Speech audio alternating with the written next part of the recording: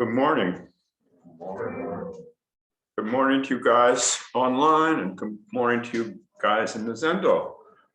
We thought we'd have a large group in the Zendo today, but the snow and the weather changed a lot of people's minds. It might have changed my mind, but I only live 3 blocks from here.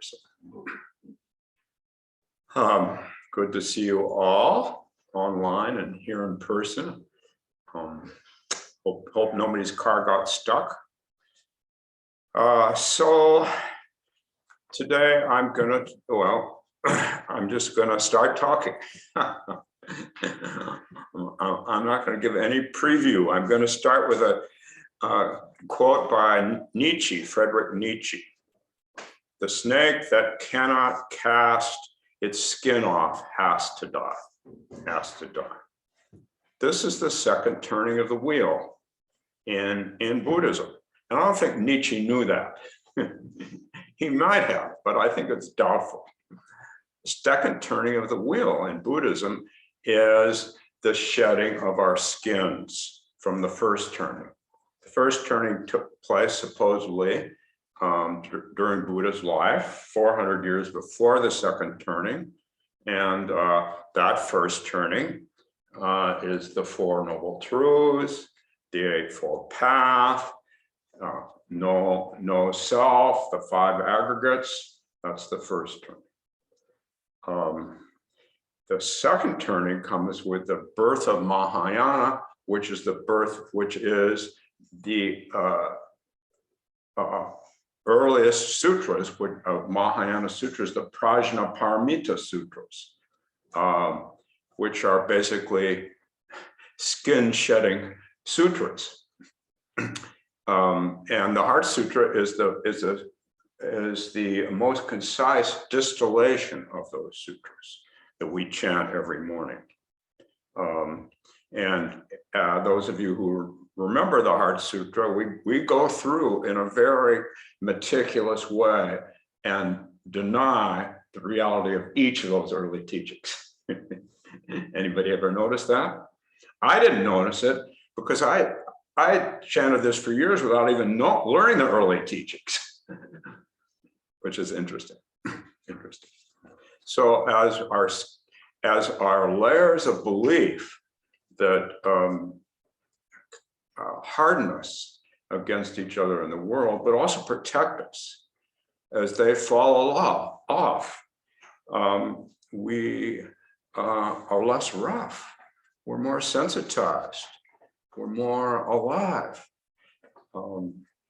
And sometimes when this happens to people in retreats in particular, they feel like they're regressing. Oh, that's okay. More sensitive. Less thought coverings between you and the world. And if the emotions might be a little raw. Sometimes the emotions are more raw. And there's a little more vulnerability. That's all good stuff. That's a sign that skin shedding is happening. And there's always another layer. The skins just are more permeable as we let go of the rougher ones that really we use to protect us against scary things. So the most important Prajnaparamita teacher is Nagarjuna. Nagarjuna is the most important teacher. And Naga means serpent. And Juna means hero. So he's the serpent hero in Mahayana, the serpent hero. And just as the serpent protected Buddha under the Bodhi tree, so does the serpent become of real mythological significance in the unfailing of Buddhism, particularly Mahayana, with Nagarjuna as being the serpent hero.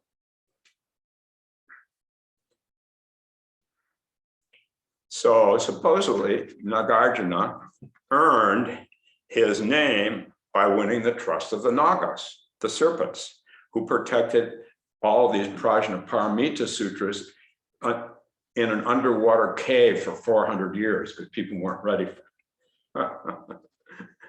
people weren't ready for them. So the Nagas protected them. And they trusted Nagarjuna, and they released them to him. Mythology is kind of wonderful, providing you remember its mythology. So Nagarjuna talks about a new middle way. The middle way in the early Buddhism is the middle way in between austerity and indulgence. The middle way between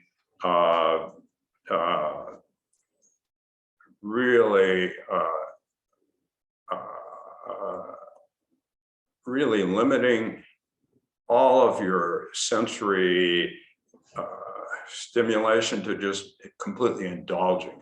That's the middle way in early Buddhism, and of course it's still a middle way. On the other hand, Nagarjuna talks about the empty middle way. So as soon as you have some belief, oh, well, I should just need to be a little more like this and a little more like that. Oh, I didn't do it right. I got to come back. And then you get caught in that belief. You're always measuring your practice. How much zazen did I do today? Did I do the right amount or the wrong amount? Yesterday, I'll do the wrong amount. Today, I'll do the right amount. That's not. Nagarjuna says the empty middle, the empty middle. And of course, we think of empty negatively in Western culture, but the empty middle is the inner penetrating middle, the inner being middle. So in Buddhism, emptiness, the synonym for emptiness is inner being. Because when we let go of our belief, which separates us from each other, which isolates us from each other, which cuts us off from each other, we experience inner being.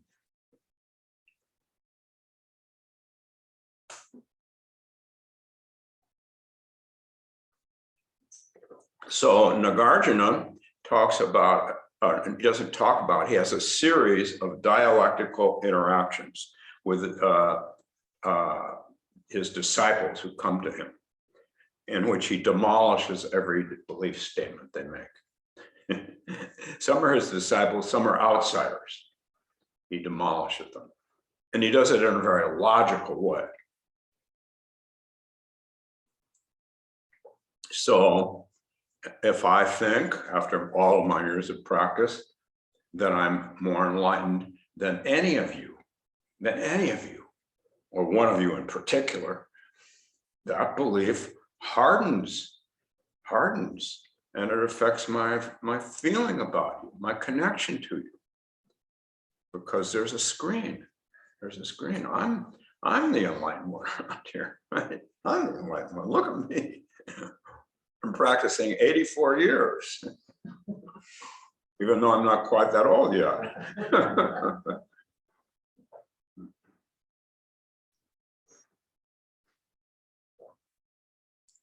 So as we shed skins, we feel this inner being more. We feel more intimacy, more permeability, more sensitivity. And Nagarjuna says that there are 4 possibilities to any statement. Each of them by themselves is equally false.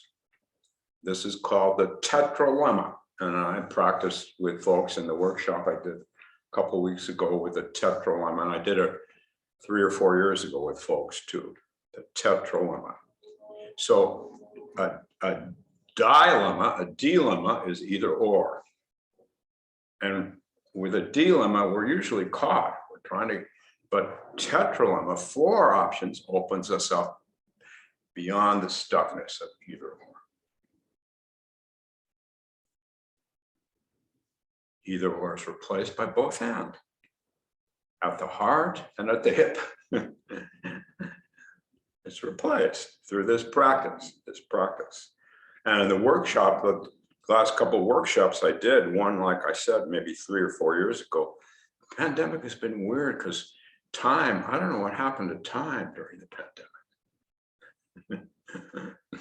Well, time's just a construct anyway, but it's an important construct. So I don't really know how long ago I did that first one. So I had them embody, following Stephen Gilligan's. I help people embody the Tetralemma as they were practicing with it. But I've also helped many people just do it without moving, just in their Zazen posture. I won't say many people, maybe 6 or 8 people.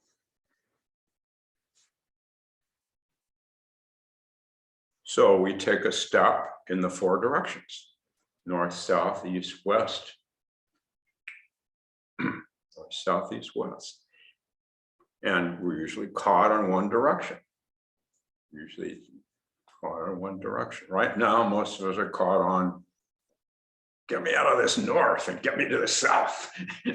What am I doing here? Or something like that. But we open up. And so when I do it following Stephen Gilligan's way, I learned to do it from him. I start with people, and I have people start facing north and take a step, and then go to the east and take a step, and then go to the south and then take a step, and then go to the west and take a step. Moving beyond the confines of one single space. But then when we do it in Zazen, we just sit and do it. That's fine too. And we say in our chant, all of our sutras, at the end, we say, all beings, 10 directions, 3 worlds, 10 directions. The 4 cardinal directions, the 4 intermediary directions, and the sky and the earth. So we're opening up beyond the dilemma to the tetralemma, beyond the tetralemma to infinite possibility.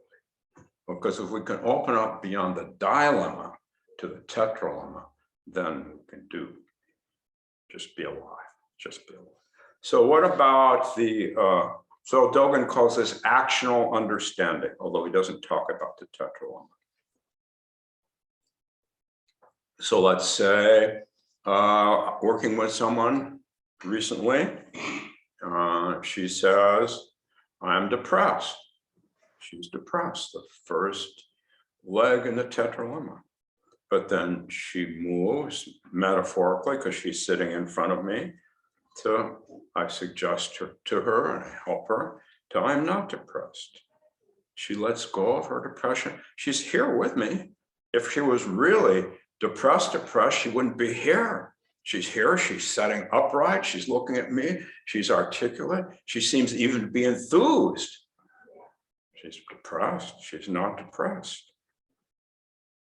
She's both depressed and not depressed. I have her help her hold those, as she moves internally or externally. And then finally, I'm neither depressed nor not depressed. I'm depressed as one thought. I'm not depressed as another thought.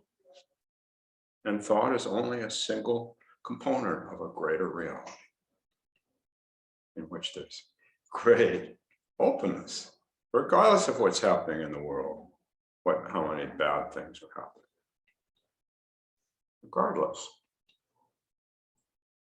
Regardless of how people are hurting each other. This is a way to open up so that we don't need to hurt other people anymore. We don't need to hurt ourselves anymore. And we hope that will catalyze others, but it does sometimes, not always, it does.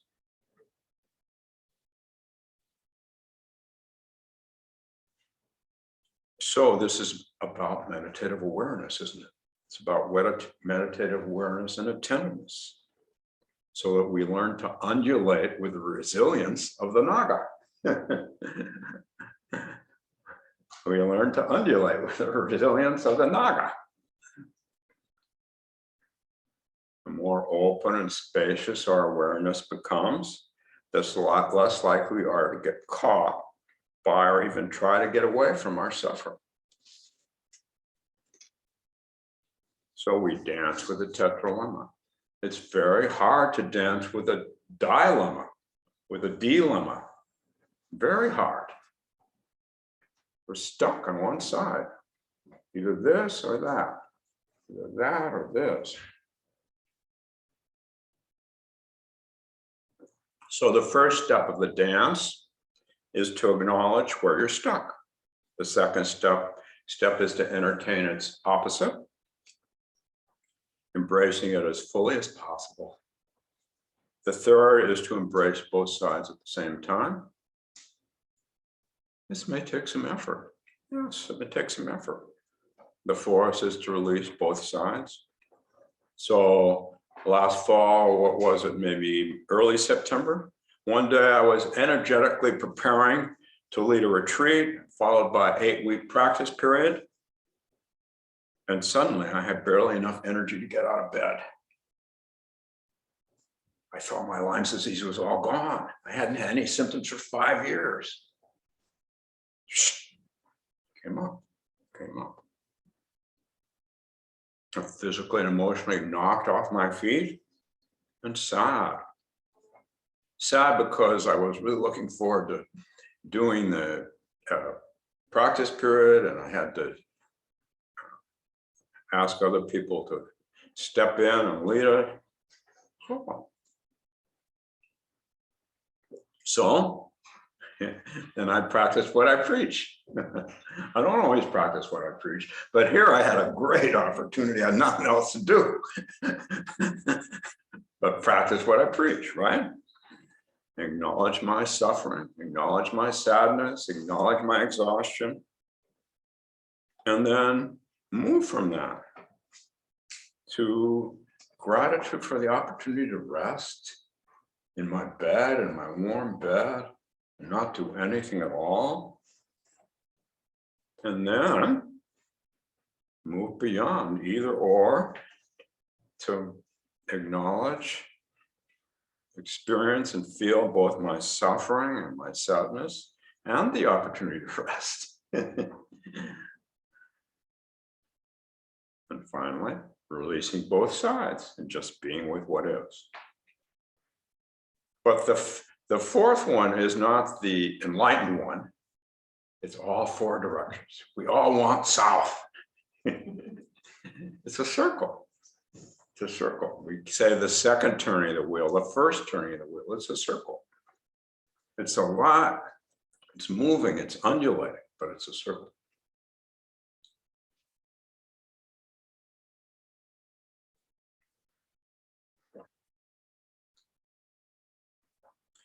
So in the golden age of Chinese Zen, the Tetralemma, lots of teachers talk Tetralemma talk without ever saying anything about the Tetralemma. They didn't use the word and they didn't refer to Nagarjuna. But here's an example. Yangshan asked Shito, I understand the Buddha's teaching, but around here you just sit in silence. What does that mean? Which are pretty good, you know.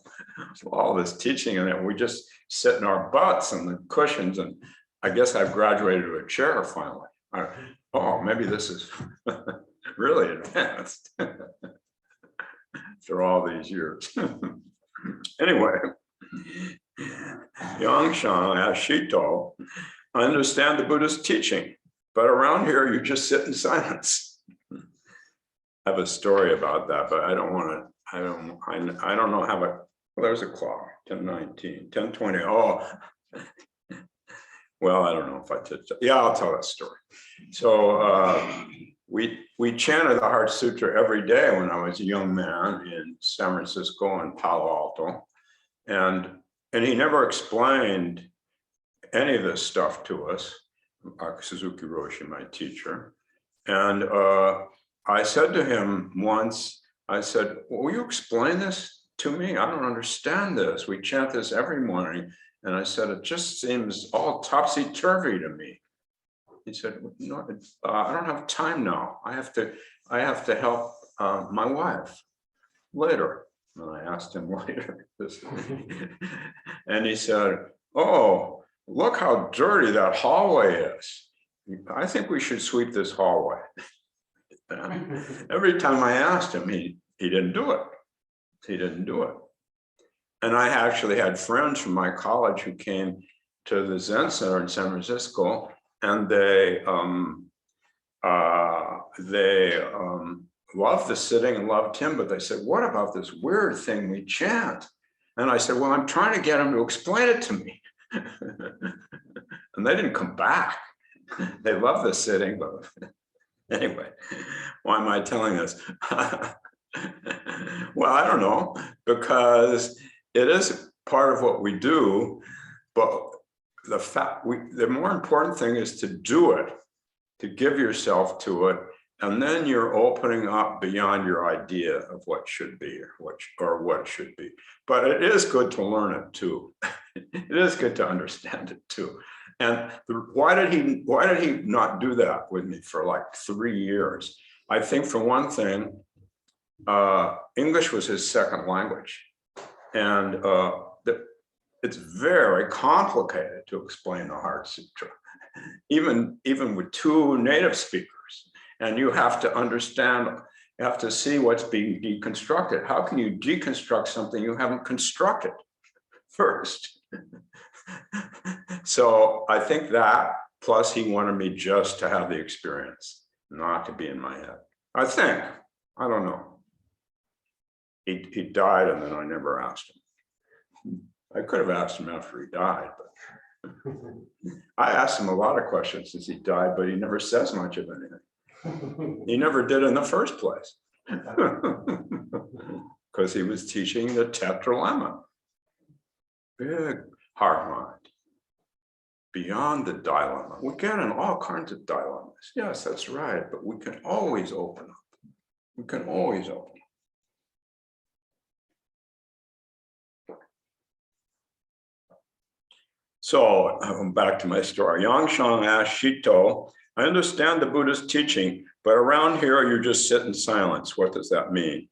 Shito responded, this way will not do, not this way will not do. Both this way and not this way will not do. Neither this way, nor not this way will not do. He's quoting Nagarjuna there, but he doesn't say that. And what happens to the poor student? Does the student stick around or not? These students usually go to another teacher. They find another teacher. San Francisco, when I was a young man, there weren't any other teachers. Now they're all over the place.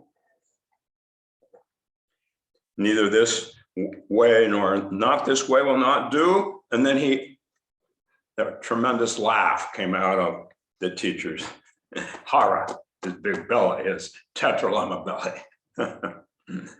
Such a big laugh that the villagers a mile away were all awakened from their afternoon naps.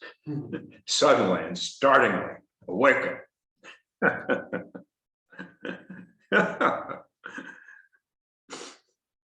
Do you believe it?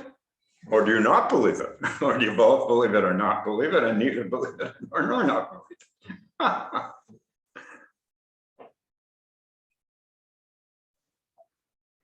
So after the workshop I did a couple of weeks ago, somebody had a one-to-one with someone who had been in the workshop. And this person said they were bewildered about the actual practice of the Tetralemma. Oh, they had enjoyed doing it at a workshop. And I said, oh, okay. Can you fully embrace your bewilderment, your confusion, your disorientation? And after they did that, they were ready to open up and fully inhabit the clarity of their embracing their confusion. Because if you can just embrace your confusion with no comment, with no editorial, tremendous clarity. So they moved to the second. And then I suggested they inhabit both, they hold both. And they did it. Until they were able to let go of both.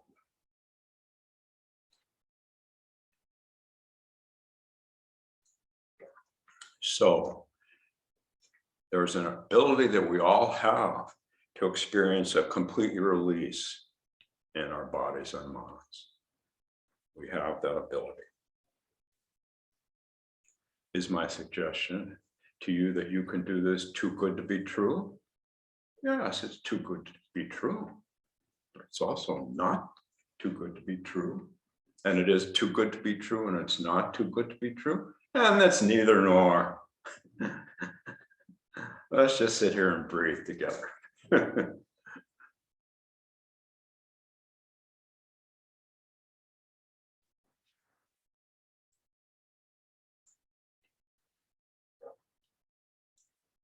So something that's true is also not true. Da, da, da, da, da. So on our cushion, we have the opportunity to dance the Tetralemma often. Stuff will come in. Now we can do that just in a completely immobile position. It's not easy, but it's easy. And it's both not and is, and it's neither nor. So I'm going to give a final example now, which I'm putting in my book. Well, Leslie probably knows the example. It's in my book. And this is my third book. Leslie is helping me edit my third book. Thank you, Leslie. This is pre-pandemic. Again, I just don't, the world pre-pandemic, I don't know if it was like 3 years ago or 8 years ago, but this is a pre-pandemic world. Remember that pre-pandemic world, any of you?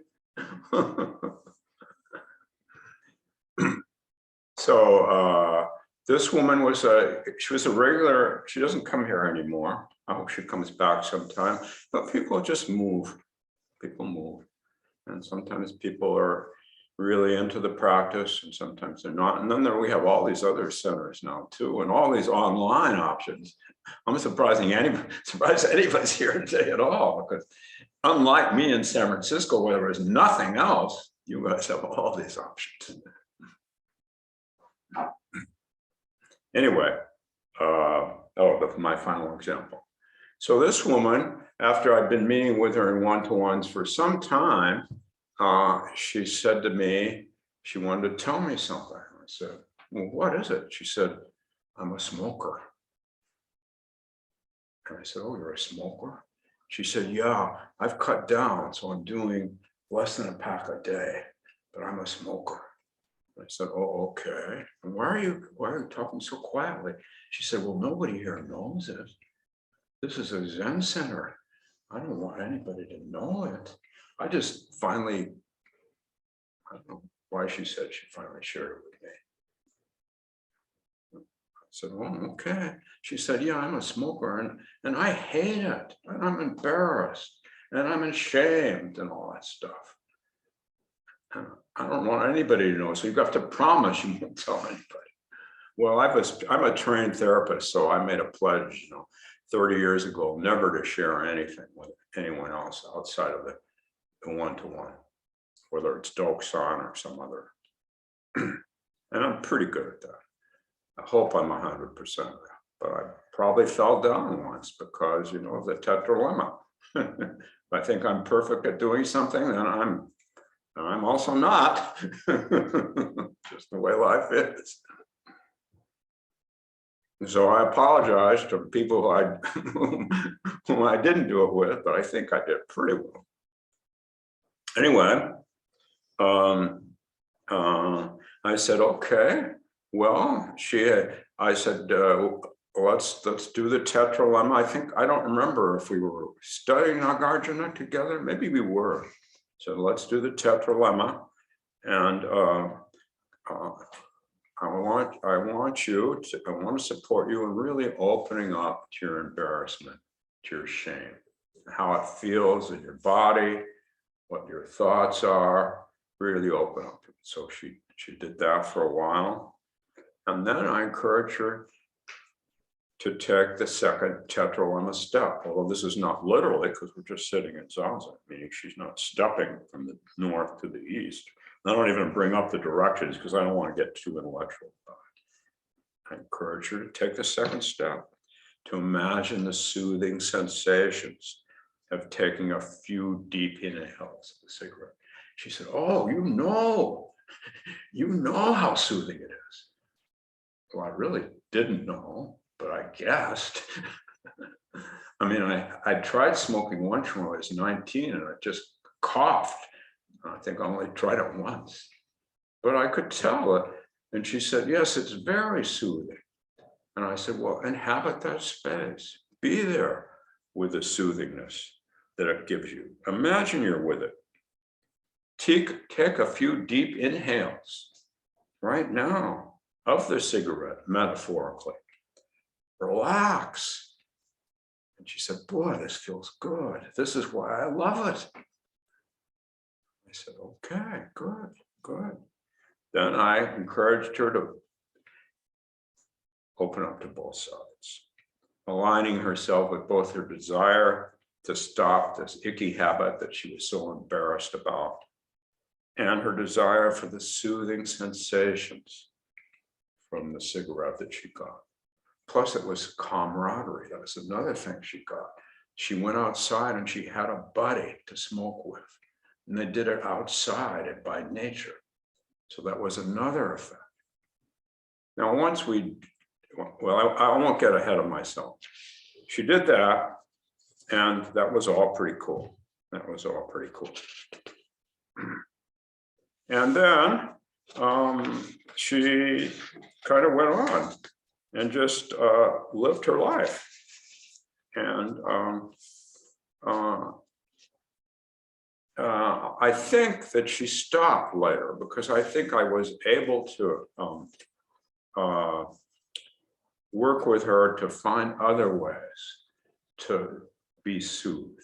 I mean, after all, zazen itself is supposed to be soothing, but often it's not.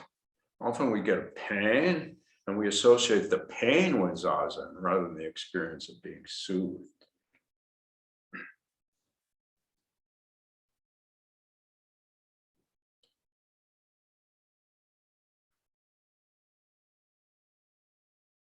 So I think I was able to do that with her.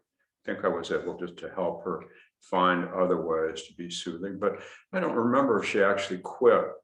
Supposedly, nicotine habit is the hardest habit of all. I don't know how many you've had it, but to divest yourself of.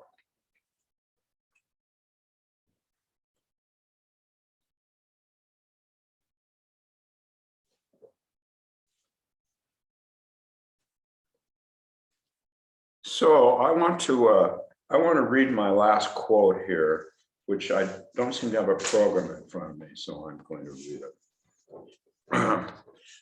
Meister Eckhart, the non-dual mystic Meister Eckhart. The second turning of the wheel is about non-duality, because everything is inner being. The first turning of the wheel is there's a path here, you're starting with delusion and you're moving toward enlightenment, and they're separate. Delusion and enlightenment are not the same. Whereas the second turning, we do the Tetralemma. So Meister Eckhart, who was a Catholic mystic and a non-dualist, got a lot of trouble for this quote in the Catholic Church. He did not get excommunicated, and he kept writing because he had somehow, through his prayer, fallen into this big space where not just one option or two options or three, but openness. So he says, a human being has so many skins inside, covering the depths of the heart. We know so many things, but we don't know ourselves. Why 30 or 40 skins or hides as thick and hard as an ox's or bear's cover the soul. Go into your ground and learn to know yourself there. So that's, I'm sure that Meister Eckhart had never heard of Nagarjuna. And I'm sure that Nietzsche had never heard of either of them. And yet you never know. We come to the same realization, the same truth by going deep inside. It's here. It's here.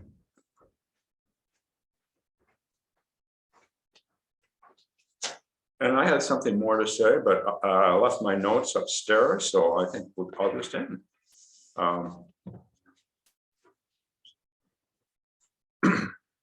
No, I think this is a fine time to end. It's 10:36, and that gives people a chance to ask questions or make comments about anything, people online or people in the room.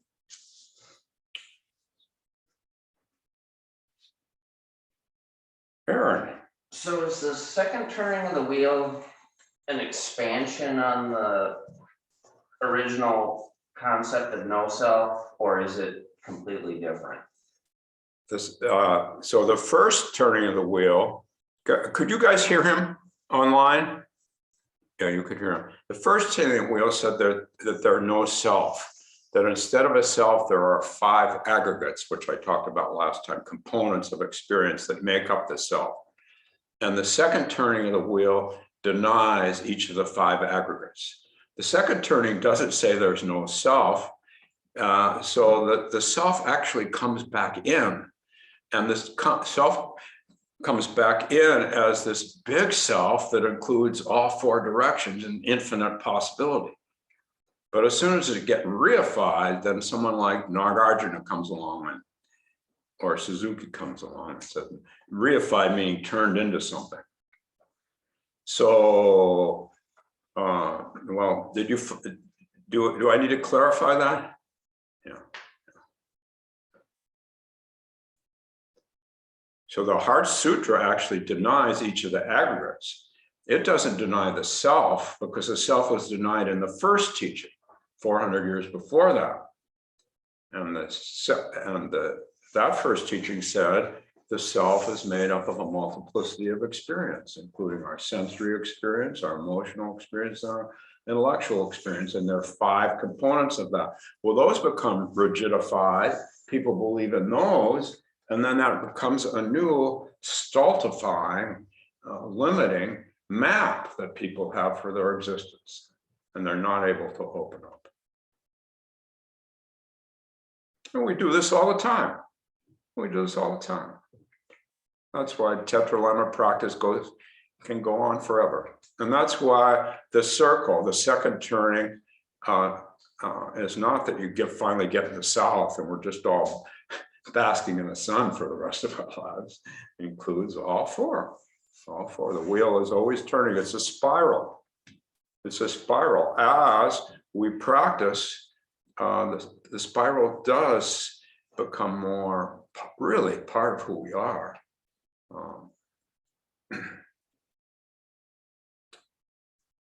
Other people, either in the room or you guys online.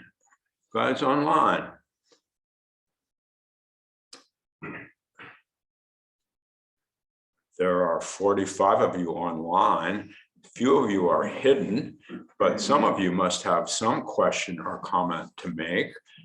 I will just sit here quietly and see what happens. Well, I guess I'll make a small comment. Can you speak a little louder? And if you could take your mask off, I could read your lips a little bit. Okay. Just for a minute. Okay, I guess I'll make a small comment. So based on what you were saying, I guess most people want the summer experiences, but the winter and all the other experiences are just as important. That's right. And whether we want it or not, we're going to have all seasons psychologically, spiritually, literally. I used to have a place in the Caribbean, and my friends who lived there, it would get down to 65 degrees, and they said, winter is coming. And I said, well, what's going to happen? I said, it'll get down to 60. And I'm cold. My wife is getting a cold now, and we always get colds in winter. Right?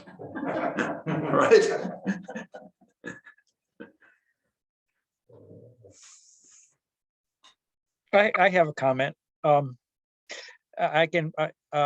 It's regarding something that happened on my job not long ago, a few days back.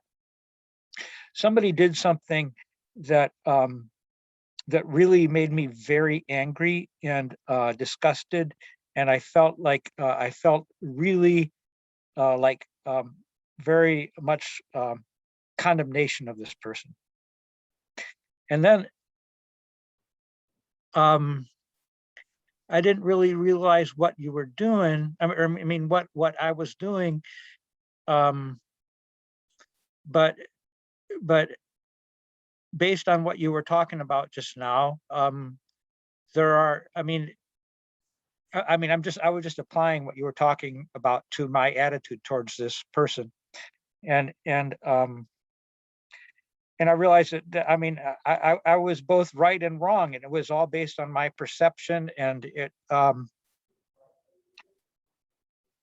I guess I'm a little confused about the exact application, but I know what you were talking about applies to this situation and to my attitude to her, and to my way of looking at her is in a technical way of speaking, I was right, but in many ways of looking at it, I was absolutely wrong. And I believe that this person was doing the best the best that this person could do with what they have. And so there's an application. Well, that's wonderful. So you kind of organically went through this process without having to be at all self-conscious about it. You kind of organically went through it. I mean, that's what it sounds like to me. That I think that's right. Although I don't, all the steps of that you were discussing about it, and like the 4 directions of and all that. I didn't apply those all to it, but you don't need that, except it's just in my workshop I did that as people were moving in their bodies. But no, you don't need that. That's extra. That's extra. It's very simple, actually. It's just think about every time we get caught on an emotion or a belief. If we can just really sort of acknowledge it first, not just diss it and say, oh, there's the other, but really acknowledge it. Oh, I'm in pain now. This hurts me now because I'm feeling angry at him. I'm feeling angry at him, and I feel it. And then I'm able to move to, well, I can feel my anger at him. And that means that I'm not angry at him because I can feel it.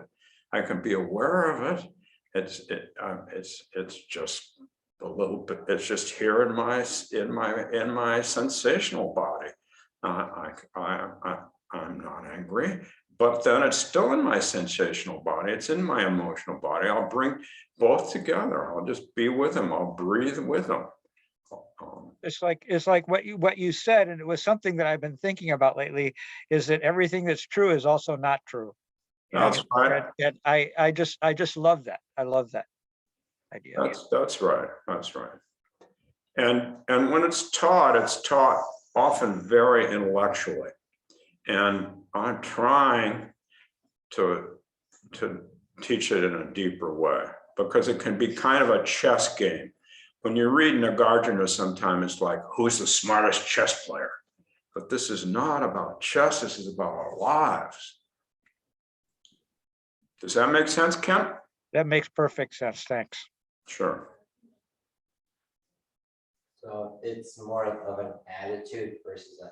Can you speak a little louder? Over here. Oh. So most of the Tetralemma stuff is more of an attitude versus thought, right? When you get into a situation where friction shows up, Well, it's because you're thinking too much sometimes. yes. And because you're using your mind over your heart. It's heart mind, right? So it's the heart first and then the mind second. Well, the less we like to use our heads first because we want to have the definition.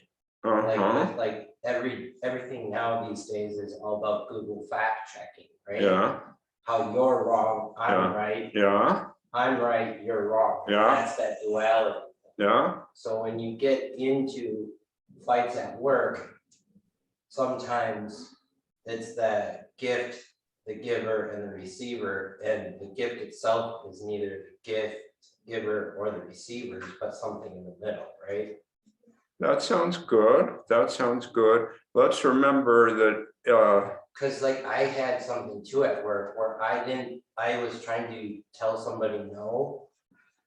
And then they took that and got so mad, and I didn't want to get them to this level. mhm, And I just wanted to get this level of Yeah. I'm good, yeah, and they took it that far, and I didn't think I got that far, and I was confused, cause all of a sudden I went from being in a happy place to being in a place of chaos. 'Cause I didn't know that my boundary putting up got that person to that level. and, So the gift of no was taken way too far from that person's perspective, I see, because they were like, he wasn't receiving the no I was giving him properly, or I wasn't giving it to him, I don't know. So this, so I tracked in most of what you said. And it sounds like the last part, you were being assertive, and that person interpreted it as you being aggressive, which happens sometimes. But if we do this, a tetralemma type practice, we don't need to we can just keep trying to be assertive as we need to, and also knowing we need to let go of being assertive and just listen, and then try to just be there. But it sounds like that's what it sounds like. Yeah, cause like I didn't think I got that high up on the aggressive level. But I was trying to serve. That was his or her interpretation. That's not your responsibility. Not your responsibility. It was that person's responsibility. But next time, maybe you'll be a little more attuned to what that person's limitations are. Then your first part, when you said it's more in your heart and less in your head. Well, of course, we always say that, but I don't believe it. The heart mind heart includes the mind in the deepest sense. It's part of the Tetralemma. It's like we think the mind is negative and Zen, we'll get back into the body. But the mind is helpful and important, and it emanates from this sense of inner being just as much as the heart does.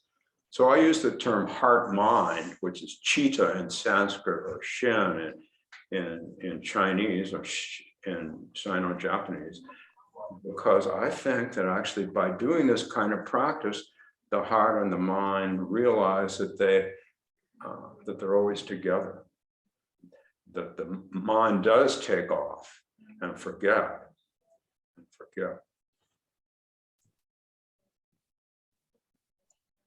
Leslie. Yeah, thank you for this talk. I really enjoyed this practice of the Tetralemma. Was in your workshop when we did that, and one of the things that really was very moving to me was you talked about being wounded, and so the Tetralemma for me became, I'm wounded, I'm not wounded, I'm both wounded and not wounded, and I'm neither nor. And when I came to the I am both wounded and not wounded, I realized it's like I'm the child that needs to be comforted, and I'm the mother or figure that's comforting the child at the same time. And that has really stayed with me.